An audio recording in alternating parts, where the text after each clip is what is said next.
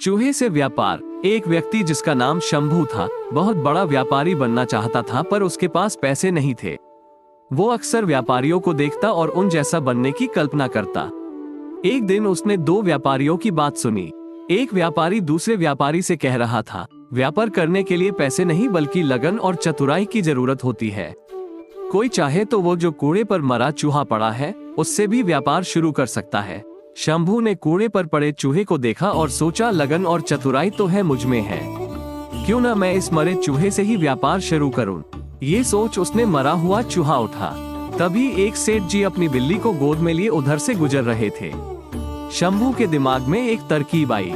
वो चूहा उठाए उस सेठ के आगे आगे चलने लगा। सेठ जी की बिल्ली चूहे को देखकर उतावली हो गई, वह म्याऊं म्याऊं करके कुलबुलाने लगी। सेठ जी ने शंभू से कहा, क्यों भाई, ये चूहा बेचोगे? शंभू ने कुछ देर सोचने का नाटक किया। अंत में वो तैयार हो गया। सेठ ने उसे एक सिक्का दिया। शंभू सिक्का लेकर आगे चला। इस एक सिक्के से क्या किया जाए? तभी उसे आगे एक प्याव नजर आई। लोग पानी पीकर प्याव वाले को धन्यवाद देते जा रहे थे, कुछ उसे पैसे भी दे रहे थे। ये देखकर शंभू ने सोचा कि क्यों न यही काम किया जाए। शंभू ने एक घड़ा खरीदा और उसमें पानी भरकर खेतों के निकट बैठ गया। थके प्यासे किसानों ने उसका ठंडा पानी पिया। किसानों के पास देने को पैसे तो नहीं थे, पर उन्होंने शंभू को कुछ फूल दे दिए। उसका दिमाग अब और तेज चल रहा था। शंभू मटके में फूल भरकर मंदिर की ओर चला। वो मंदिर के बाहर फूल लेकर बैठ गया। मंदिर में चढ़ाने के लिए लोग पैसे देकर उससे फूल लेने लगे। शंभू की अच्छी कमाई हो गई। अब वो दोपहर को किसानों को पानी पिलाकर उनसे फूल पाता और शाम को मंदिर में बेचकर पैसे कमाता।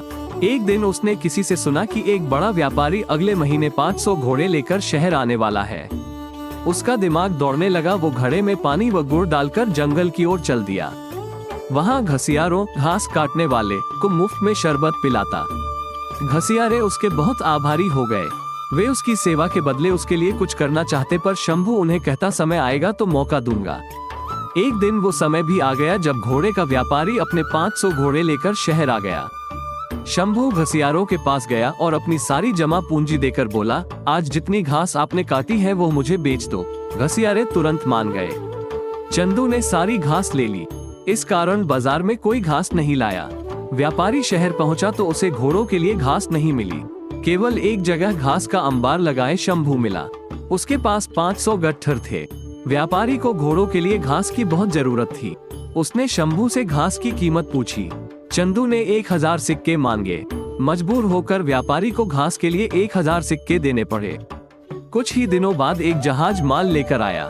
नगर के व्यापारियों के दल के पहुंचने से पहले ही शंभू जहाज के व्यापारियों के पास पहुंच गया और उसने 1000 सिक्के अग्रिम देकर जहाज का सारा माल खरीद लिया।